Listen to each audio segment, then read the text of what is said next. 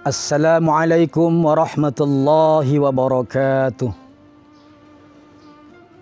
Alhamdulillahi wa kafa.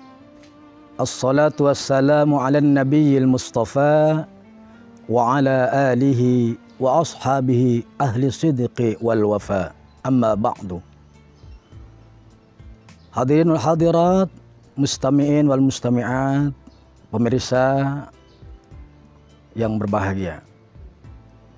Syukur alhamdulillah, pada kesempatan ini kita masih diberikan nikmat oleh Allah Subhanahu wa taala sehingga kita bisa beraktivitas, beramal dan berbuat yang baik.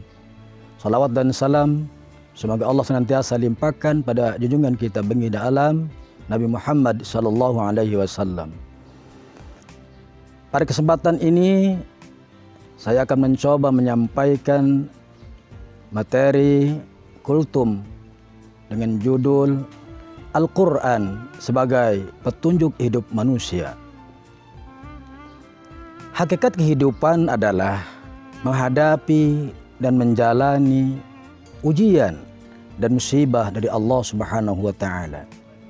Dalam hidup ini Allah memberikan ujian kepada kita dengan dua macam.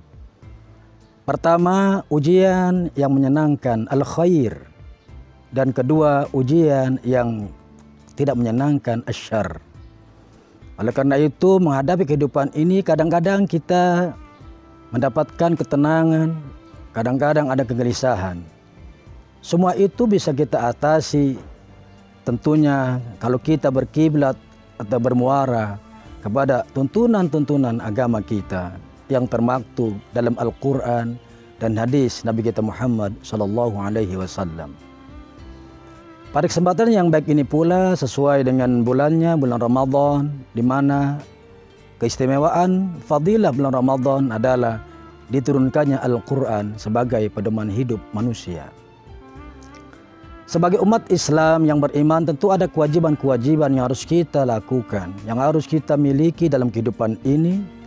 Kewajiban yang pertama, dengan Al-Quran itu kita mengimaninya, meyakini akan keberadaan Al-Quran sebagai pedoman hidup dan petunjuk kehidupan manusia untuk mendapatkan kesenangan dunia dan akhirat. Kemudian yang kedua, setelah kita mengimaninya, maka kita akan melangkah kepada kewajiban yang kedua, yaitu tilawah atau membaca Al-Quran. Banyak petunjuk-petunjuk Al-Quran ataupun hadis Nabi yang mengajarkan kepada kita untuk selalu bertilawah Al-Quran. Salah satunya firman Allah Subhanahu wa taala, "Warattilil Qur'ana tartila," dan hendaklah kita membaca Al-Quran dengan tartil dalam arti perlahan-lahan mengikuti tajwidnya. Kemudian membaca alam juga bisa menjadikan inspirasi bagi kehidupan kita untuk merubah atau meningkatkan kualitas kehidupan kita. Setelah kita membaca atau tilawah Al-Quran, maka meningkat kepada kewajiban yang ketiga, hendaklah kita mentadaburi Al-Quran. Tadabbur Al-Quran berarti kita supaya paham dan memahami tentang apa yang terkandung di dalamnya, maka kita belajar memaknai, menafsirkan, dan lain sebagainya. Para pemirsa yang berbahagia, as-shaimin as-shimat rahimakumullah.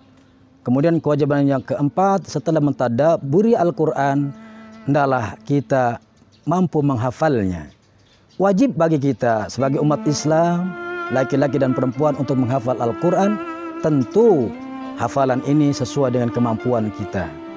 Akhiri hidup kita, lisan kita, hati kita sedang bersahabat dengan Al-Quran. Karena orang-orang yang menghafal Al-Quran sesuai dengan jumlah hafalannya, itulah yang akan mengangkat derajat kita di akhirat kelak. Kemudian yang kelima, setelah kita menghafal Al-Quran yang semampunya tadi, meningkat kepada mengamalkannya. Tidak ada artinya Al-Quran yang kita yakini, yang kita baca dan kita tadabburi, manakala kita tidak mengamalkannya. Yang terakhir, hendaklah kita selalu memperjuangkan dan membela Al-Quran.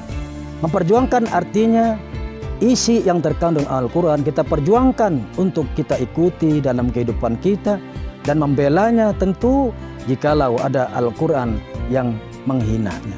Maka kita wajib untuk membelanya.